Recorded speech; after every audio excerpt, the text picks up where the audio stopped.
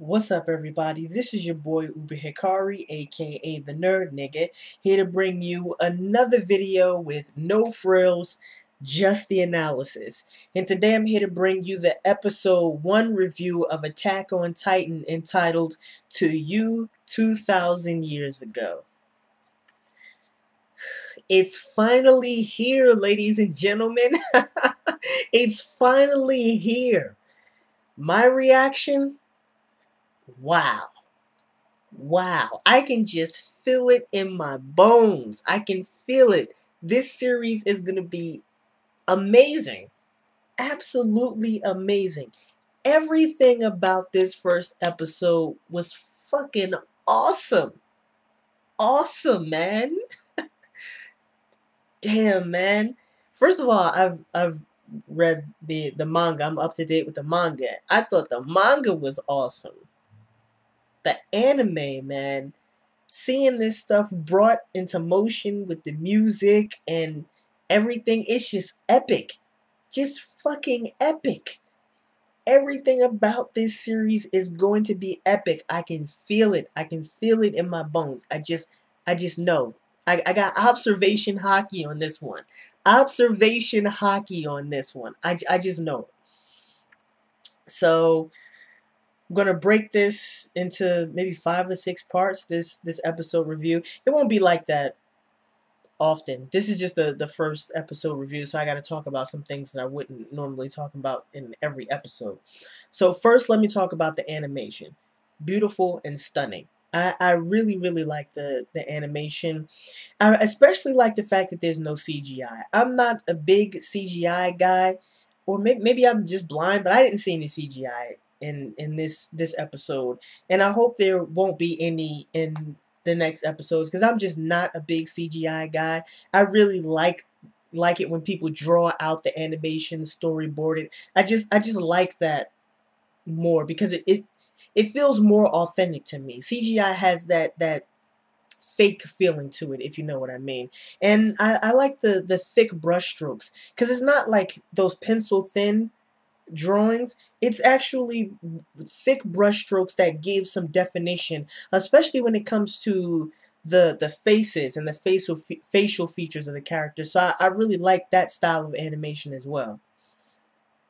And one thing though about the animation, you can tell that it's kind of low budget, because there are a lot, not a lot, but there are more than a little bit of still shots, where they just have still shots and it's like a camera panning around all over the place and then some music playing.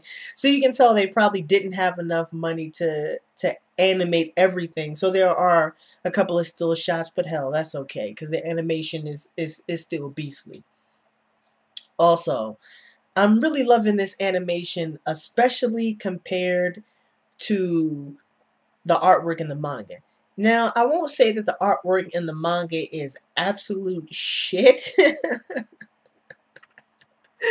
but it's not that good. And what's really surprising about the mangaka, Hajime Isayama, is that generally a mangaka will be either really good at backgrounds and probably not so good at characters, or really good at characters and probably not so good at background.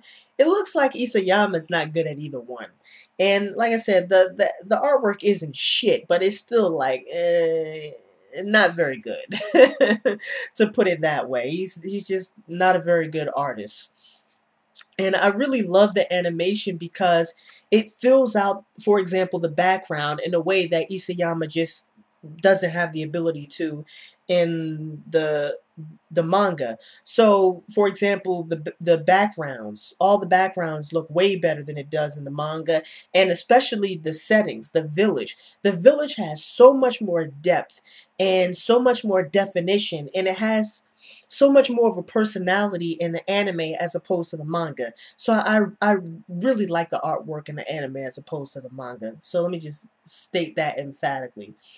Also, the gear, for those of you who haven't read the manga, the equipment that they use with the grappling hooks that you saw at the beginning of the episode, that's called 3D gear. And it allows them to move up and down, side to side, and front to back. So that's why it's called 3D gear. And that's what allows them to maneuver in a way so that they can attack the Titans, because the Titans are, they're freaking Titans. They're humongous. They need the 3D gear to evade, maneuver around, and attack the Titans, especially in their weak points. And you kind of saw this at the beginning of the episode, for those of you who don't know.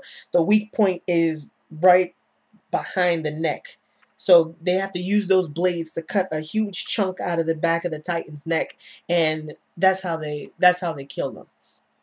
The 3D gear and the way that's animated looks awesome. I love the way that 3D gear looks in motion. And the manga, the 3D gear, you know technically how it's supposed to work, but because you can't see it in motion, it kind of feels a little awkward and clunky. But in the anime, it looks very fluid, very, very beautiful. And I was wondering how it would translate from still pictures into motion or animation.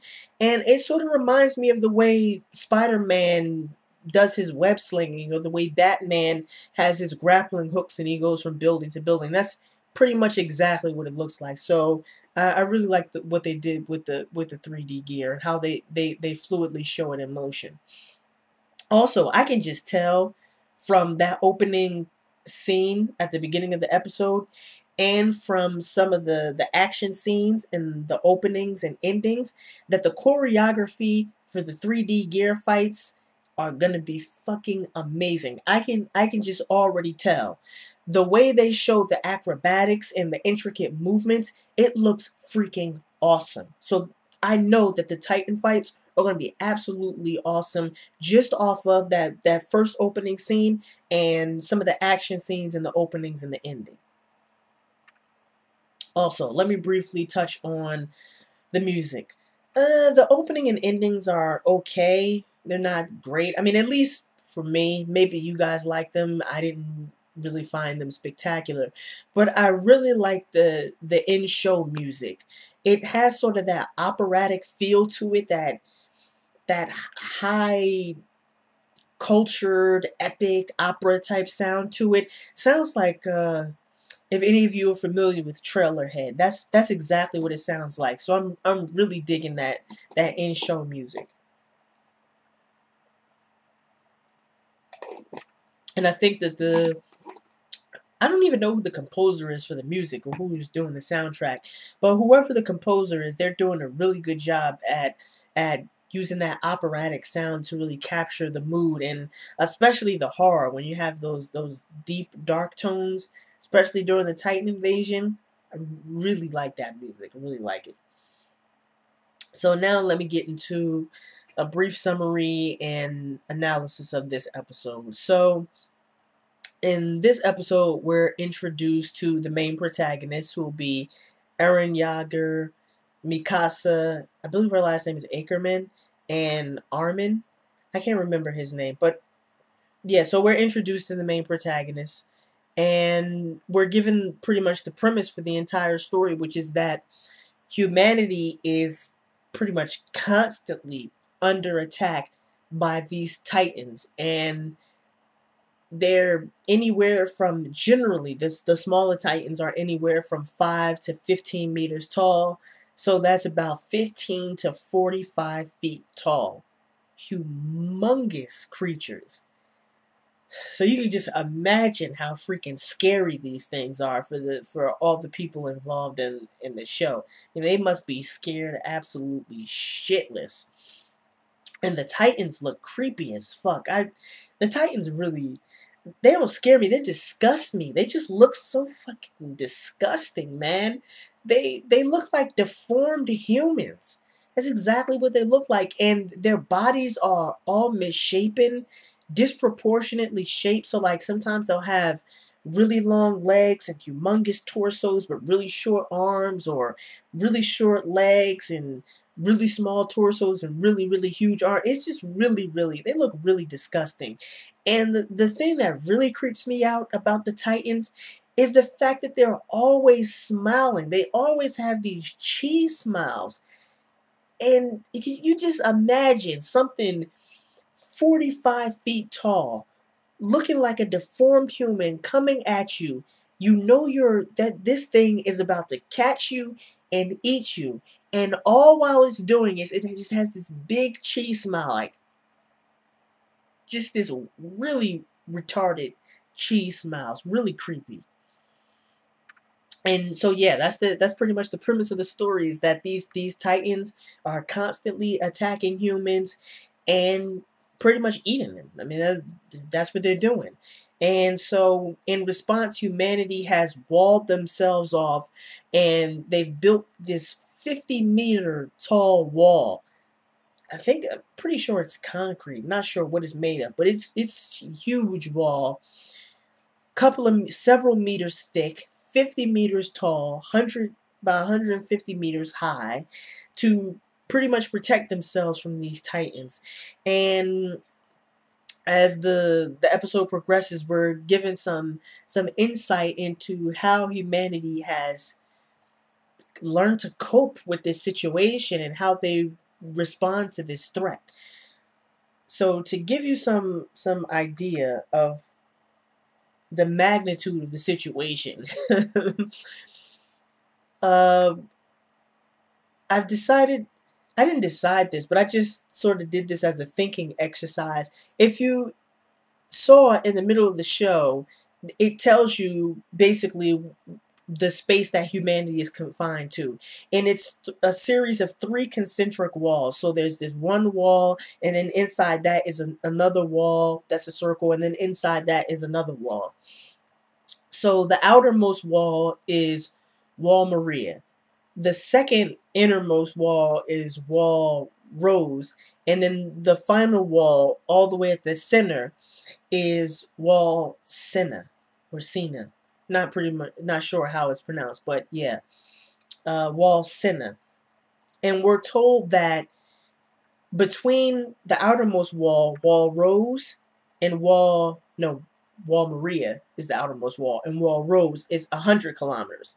And from Wall Maria to Wall Senna rather, is 130 kilometers.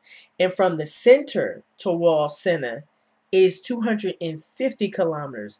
So if any of you are geeks or nerds out there and you remember anything from geometry, like how to calculate the area of a of a circle, then you've realized just how small a space that humanity is confined to. So using the trusty formula pi r squared, where you take the constant pi, multiply it by the radius of the circle squared, you realize that the area they're confined to is about 723,000 kilometers squared. Now that might sound like a lot, 723,000 kilometers squared, but it's really a little bit bigger than the state of Texas. That's how small. So imagine all of the world's population. It doesn't look like this world is as densely populated as our world, but imagine pretty much the entire population of humanity confined to a space a little bit bigger than the state of Texas. That's how small of a space humanity is confined to. So we see that this is really pretty much a post-apocalyptic world, because everywhere outside the walls are titans, and the only safe place pretty much is inside the walls. So imagine if all of humanity was confined to a space not much bigger than the state of Texas. That's, for all of humanity's population, that's really fucking small. I mean, that's real small. And these people have got to be feeling a massive amount of despair and hopelessness. I mean, that's, to be confined to a world that small is really terrifying. At least from my perspective. I mean, that's really freaking small. Also, got to talk about the censorship, because I thought that I wasn't quite sure how they would handle some of the more violent aspects of the manga, but especially because this show is horror, So it requires some of the violence to give you sort of that visceral effect that it's supposed to have on you. But I was very, very pleased with how they depicted things from the manga. And I'm here to tell you now, if you had any qualms about potential censorship in this anime, the last 5 minutes of this episode put that to rest. Because that Titan invasion was pretty freaking sick. When that freaking Titan, and remember the walls are 50 meters high, 150 feet high. And that Titan was above that wall, peering into the village. So it had to be at least 170 feet. At least 170 feet. And when that freaking Titan kicked that wall, crazy, crazy. I mean, the shock waves from that kick was blowing buildings off of their foundation, sent debris the size of boulders raining down on these people, and you could see the bodies just being mutilated by these boulders crushing them. Oh, man. I mean, that was just pretty freaking sick.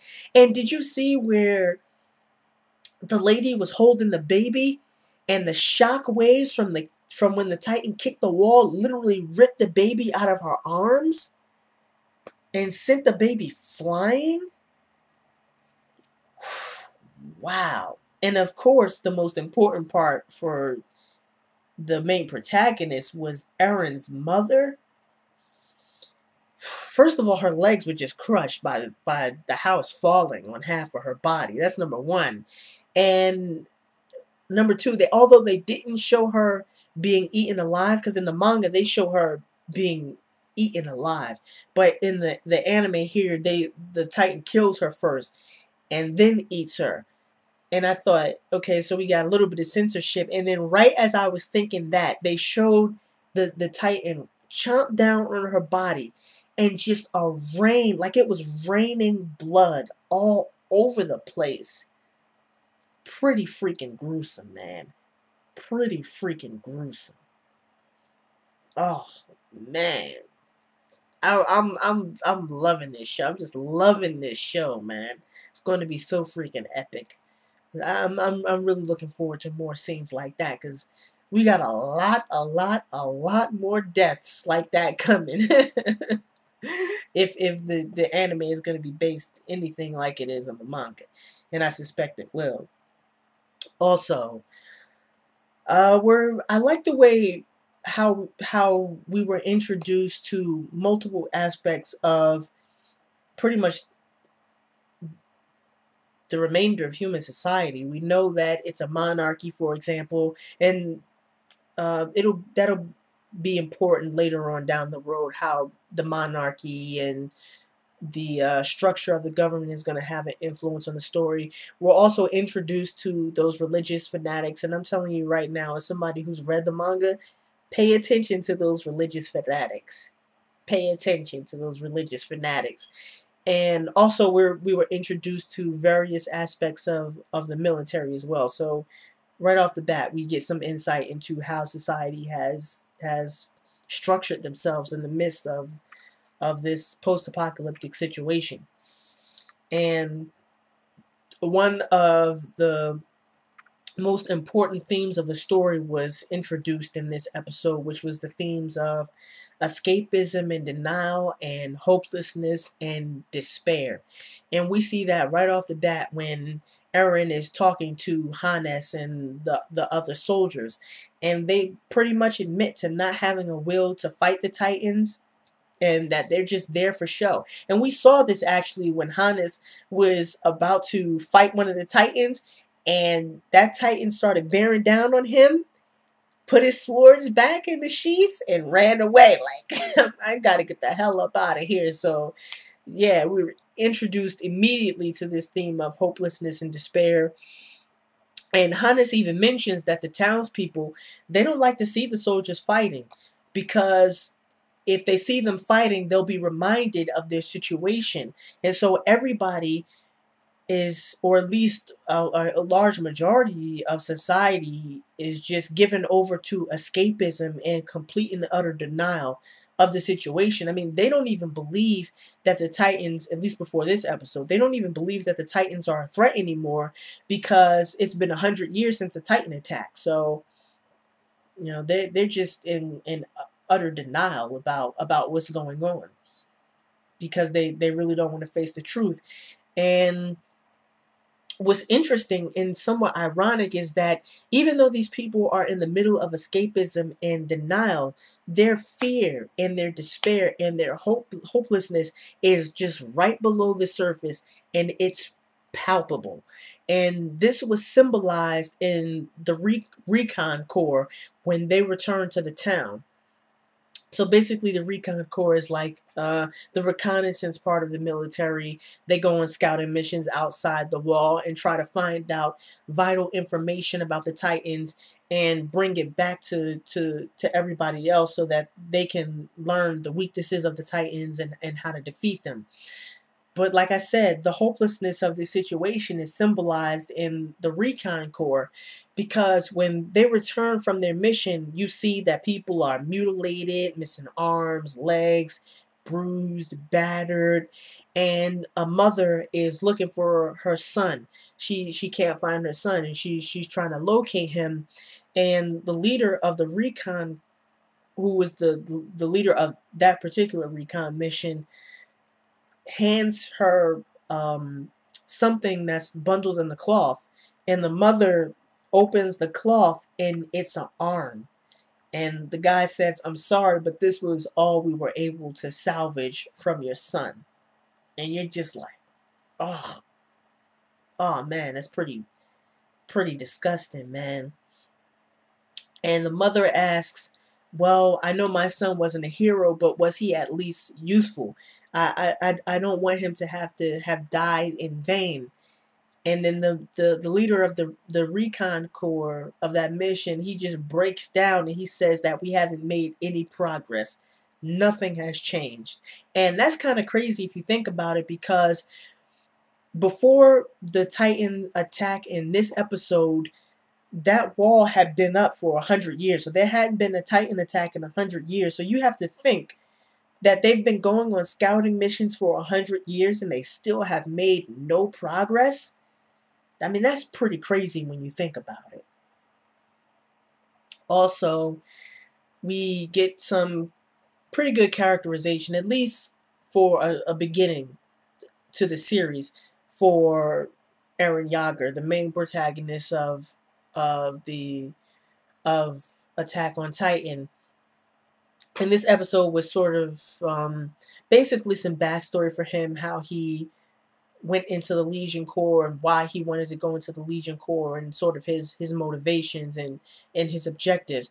And that's understandable given the fact that, you know, Eren is the one narrating the story, and so we see this story through his eyes.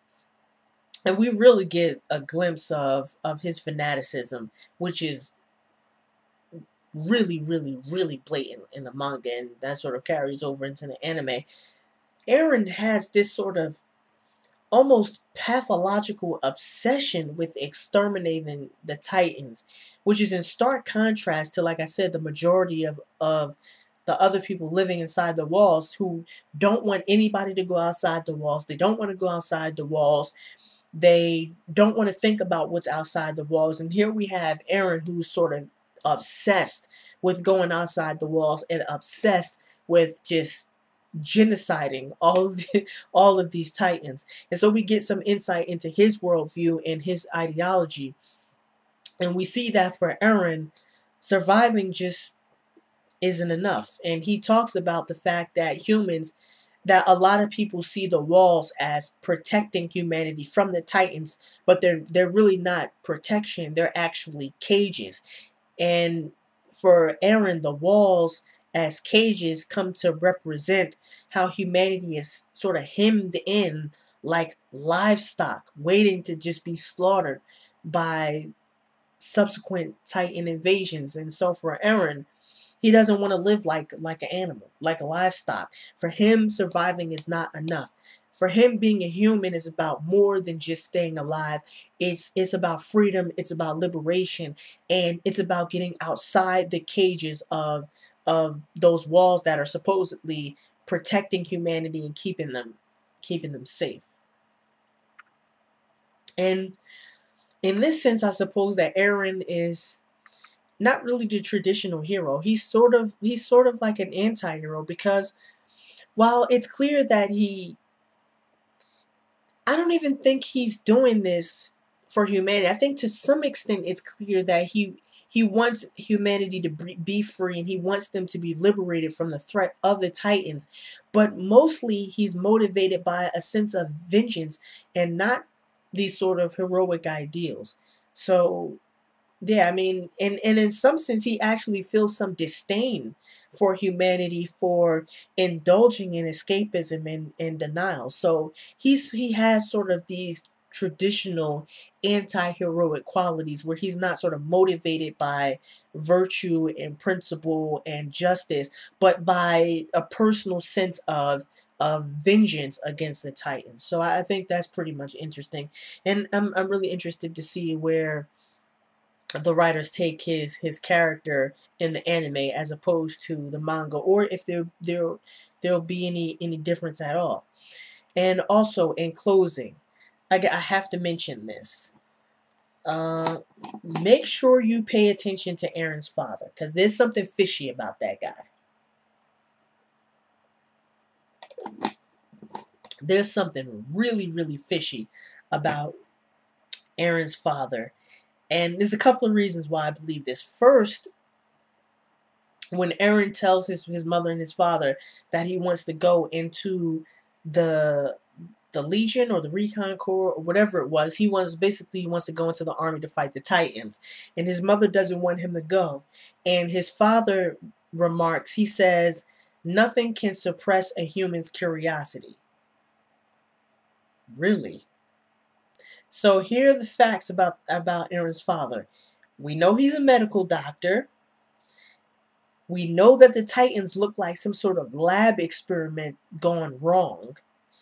And we know he's hiding something in the basement. So if you didn't catch it when you were watching it, those are all clues telling you that there's something fishy about Eren's father. Guy hiding something locked in the basement, that should be ringing alarm bells. So yeah, that's pretty much it for my review of the first episode of Attack on Titan. First episode was amazing.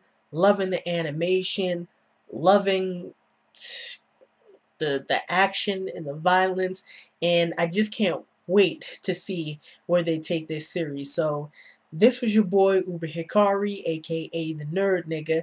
Just brought you another video with no frills, just the analysis. Peace and have a blessed day.